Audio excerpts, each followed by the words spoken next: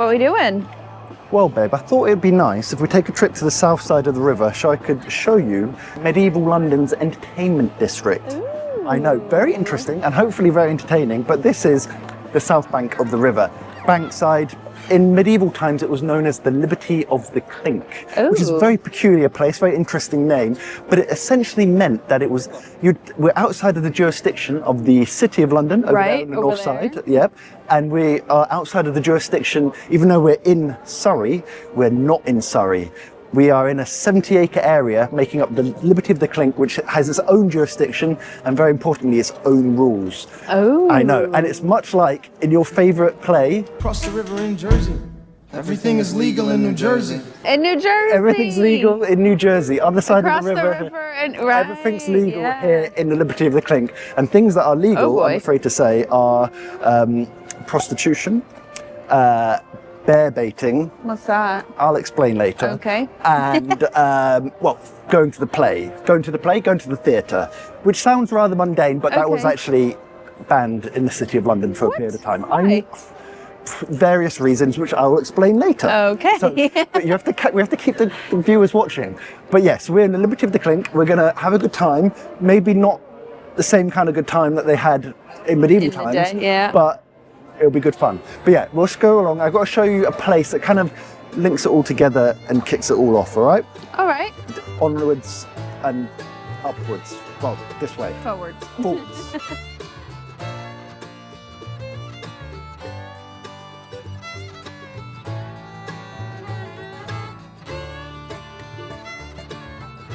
Oh, babe, our first fight happened right here. Oh, God. Let's not do that. Hello, mate. How are you doing? Oh, that's nice, isn't it?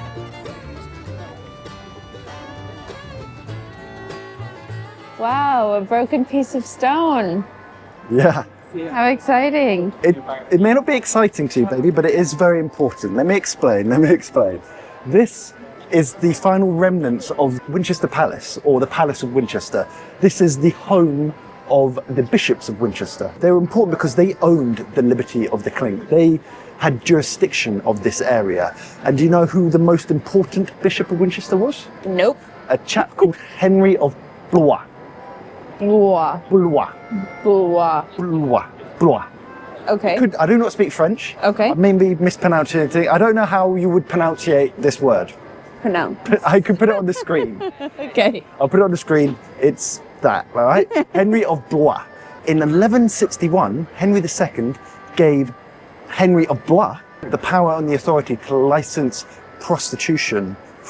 A bishop? A bishop prostitution here in the Liberty of the Clink. That doesn't make much sense, does it? That seems rather hypocritical a little of bit. the bishop. Yeah. But the licensing meant that they had the authority to practice here, if you will, practice the trade, and it also meant that they had to pay the bishop to be licensed, and then they also had to pay the bishop some of their wages.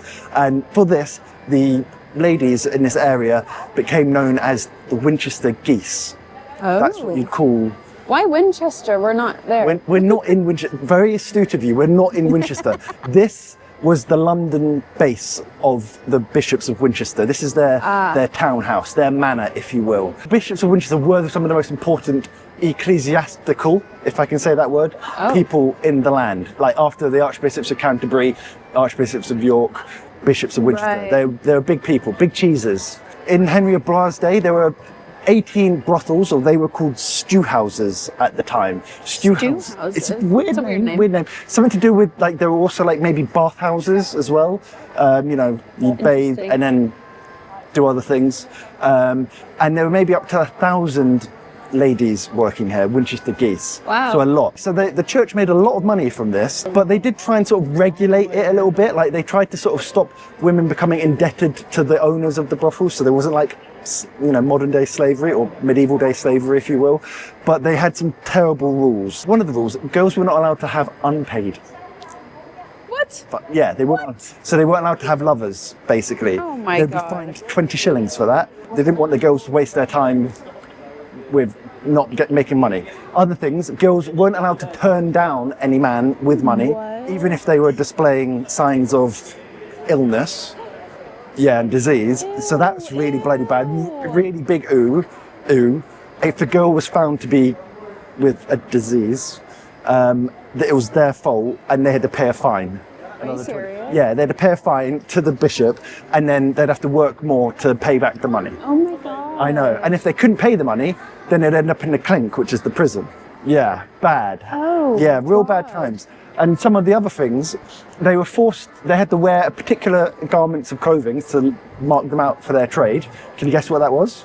I don't know, like a cute little set. No, unfortunately not. I mean, maybe it was cute, but no, they had to wear a striped hood, and they weren't allowed to wear an apron. Why? Because an apron was a mark of a respectable lady.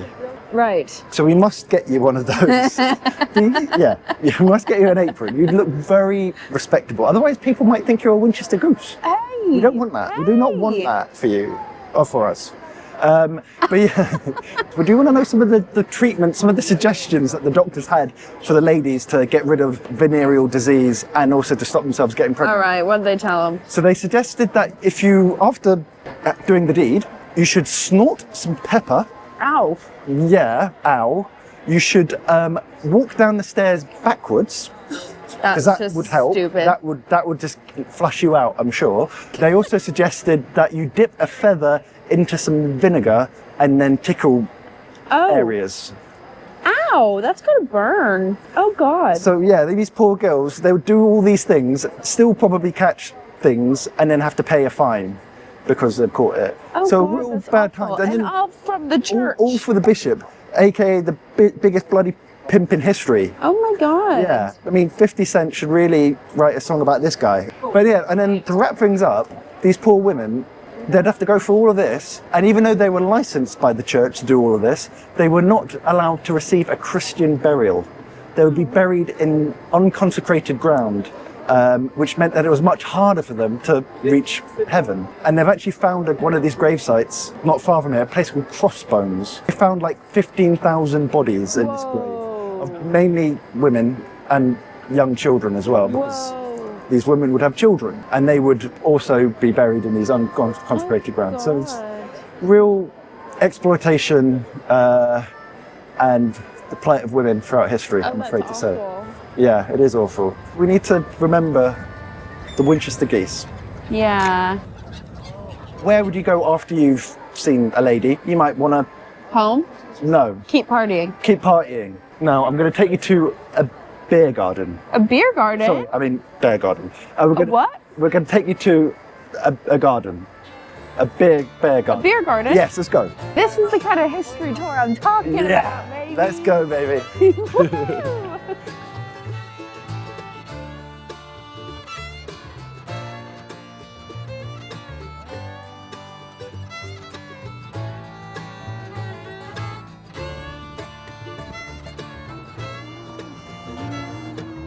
Beer garden, Beer garden, beer garden, beer garden, beer garden.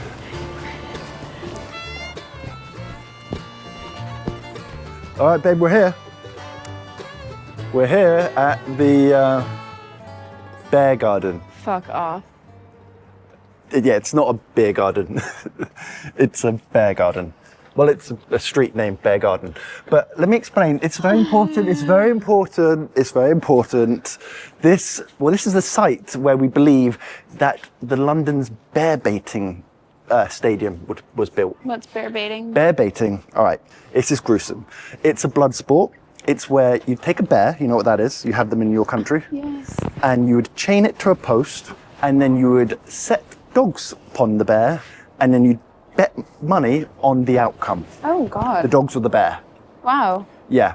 But the bear's tied up? The bear would be tied up. Sometimes they let the bear loose, and then it's, really got to fight. My money's on the bear. Your money's on the bear. I mean, it would be multiple dogs. Multiple dogs. But yeah, right here, as you say, bear. Sorry, I keep on saying bear. Yeah, I know you do. Yeah, I'm sorry. Bear garden, not beer garden. Brutal. Brutal, I know. Brutal. Sorry, babe. You know who was a big fan of bear baiting? Who? One of our greatest monarchs, our greatest queen, many people would say. Bloody Mary. Bloody Mary was not our greatest queen. You have learned nothing from that video that we did at Smithfield. I told you there, she was probably our worst queen. Not sorry. her fault, Lizzie. she had a terrible childhood. Lizzie. Yes, which one? The first. Yes. Queen Elizabeth I was a big fan of bear baiting. She would come down and watch it. She'd bring, she'd like to show it off to foreign ambassadors, believe it or not. Yeah. Was it an English thing? They didn't do I it think much. they sort of did it around the world even, but she particularly had a fondness to it. In the history of London, in the history of Southwark, there were several bear baiting gardens or pits, and there was one at one point here. We know this because they did some excavations under these buildings and they found the bones of bears and also dogs. Whoa. Yeah, and there was also, not only did they bait bears, but they also did other things, like they baited bulls. Oh. Bulls. They didn't bait humans, did they? Well, that was more Roman. Right. The Romans did that. Right. We'd moved on since then. We'd Okay. progressed. We were very enlightened by the medieval / Tudor period. Right. So we stuck to the animals. So we Great. baited bulls, we baited bears, and there was also one account of they strapped a monkey on the back of a wild horse, and then they let the dogs at it. At the monkey and the horse? And the monkey at the horse. Oh, I don't know how it ended up, but I'm sure it would have been a mess. It is sad, actually, isn't it? Why do we think we call bulldogs bulldogs? Why? Because they were originally bred or intended for baiting of bulls. Oh. Yeah, so that's why any sort of everyone hates bulldog, them. mastiff variety dog, they were originally would have been bred to fight bears, bulls, other animals That's like why that. everyone hates them. That maybe they've got a bad rep, That's even from sad. those olden days. They're sweet dogs. They are sweet, you know. I blame the owners. I agree. So a few bears stand out in history, and there's one bear in particular. There was a bear called Sakkerson, named Sakkerson the bear, and we know about him because he was mentioned in Shakespeare's play. And that brings me Which up. one? Oh God, was it The Merry Wives of Windsor? That brings me very importantly onto our next spot, babe. We're not done. We need more entertainment. Where are we going to go? Finish off the night? Well, At the theatre? At the theatre. Right. Yeah. Well, technically, actually, the theatre would be, you'd go to the theatre during the day because they didn't have lights. So you'd actually maybe start the day here. We're a bit out of sync, but Well, that's all right. that's all right. We're going to go to the theatre now. Well, let's do it. Let's do that. Also, I think that you owe me a pint now. I owe you a pint. Yep. I mean, it was a miscommunication. No, you fully said beer garden. Yeah, I led you on. Okay, Yep. we'll get you a pint. All right.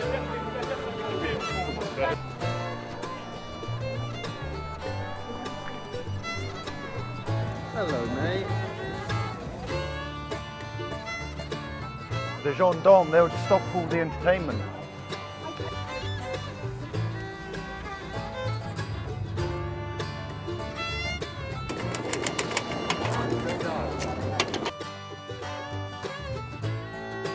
Looks like a show just ended. Yeah, look a bit different than they would have done back in Tudor times. Oh, I'm sure. I'm sure. Yeah, so this obviously is the modern reincarnation of Shakespeare's Globe yeah, Theatre. it's a new one, isn't it? It's It a new burnt one. down, they rebuilt it. Yes, and yes, it built by an American in 1997. Was it? Something, you did do something good for us. Thank you Hell for yeah. giving us Shakespeare's No theatre. problem. No problem. And thank you for giving us you as well, because I appreciate that. Anyway, you're getting me distracted. Sorry. Yeah, Shakespeare's Globe Theatre. Now, importantly, they did have plays in medieval times, but they didn't really have theatres that we know them. They would have their plays in inns, for example, the courtyards of inns. The first theatre that we might recognise as a theatre, I believe, was built in Tudor times, in 1576. Right. But importantly, it wasn't built in London. Because London, they didn't like theatres. For some reason, they thought that they spread disease because What? people got together. You know, they're very worried about plagues and things. Oh, They also thought it was like spread immorality, drunkenness, that sort of thing, lewd acts. So they weren't allowed to be in the city of London. The first one was actually in Shoreditch, which is obviously Shoreditch today is very trendy, arty. Yeah. But the first theatre, and you know what they called it? They were What? very inventive. What? They The called theatre. Yeah, they called it the theatre. Yeah. And the theatre. Does it still exist? No, and I'll get to that. Oh, then. okay, sorry, The sorry. theatre, now, it was owned by two brothers, the Burbage brothers, if I can Okay. say their name right, Richard and Cuthbert Burbage. Okay. But they had a dispute with the landowner. They had a dispute, and the landowner it's very complicated, but threatened to close it down. So, in the middle of the night, over the Christmas period, the Burbage brothers dismantled the theatre plank by plank. They eventually took it and they placed it here in Southwark. Wow. And not quite here. This actually is probably not the site of. They brought it a bit forward, didn't they, when they rebuilt it? Exactly. But the theatre, when it came to Southwark, they named it. The Southwark Theatre. No, the Globe. Oh, It became the Globe. There you go. Okay. Catch up. You're with us. With Okay. So yeah. So Shakespeare's Globe, and Shakespeare was a part owner of the Globe. It opened in 1599. Right. And we don't know exactly what the first play was, but there's two good, strong guesses. I have no idea. Okay, it was probably either Julius Caesar, great Okay. historical play, Yeah. or it was my favourite. Henry V. Henry V, you do listen. I do. God love you, babe. But what's really interesting about the theatre is that they would, because so many people were illiterate back then, so they wouldn't be able to read like a billboard to let people know what play it was. So what they did, they came up with an ingenious solution. They would have a flag, and I think you can actually see a flag up there, and the colour of the flag would denote what type of play it was. I think it was red for history, white for comedy, and black for tragedy. Go figure. So the people who are illiterate could figure it out, and you know, all the cast were male. There were no women allowed to play. There were no actresses. So men played women? Men played women. A serious lack of diversity in the cast. So the Globe actually burnt down in 1613. Right. Do you know why? A fire? Well, yeah, that go figure. A fire. Yes. But yeah, no, it was during a play of Henry VIII. They had a cannon, and they let the cannon off. They didn't have a ball in the cannon, so don't worry. Right. But some of the embers from the cannon got out, set fire to the thatched roof. Yeah. They didn't think about that in the rehearsal, did they? I'm sure they did. So the theatre burnt down, but they rebuilt it, thankfully. That's good. Until the bloody Puritans came along in the 1640s, bloody banned all theatres. Why did they do that? Because they Same reasons as the they city. didn't like fun. Yeah, They thought it was very apparently. immoral. In homage to the first ever play here, Right. we should do a rendition of the famous speech from Henry V. I don't know my lines. No, don't worry, you don't have to. I do all the lines. Right, okay. Okay, got it. Right. Yeah. Thought that might be the case. Yeah. It's the famous Band of Brothers speech, and it goes something like this. We few, we happy few, we band of brothers. For he today who that sheds his blood with me shall be my brother, be he ne'er so vile, this day shall gentle his condition, and gentlemen in England shall think themselves accursed they were not here, and hold their manhoods cheap, whilst Eddie speaks that fought with us upon St. Crispin's Day. Roar! Oh, aren't you ready for battle now against the French? Oh, yeah. Battle of Agincourt. Oh, I'm pumped. I'm pumped.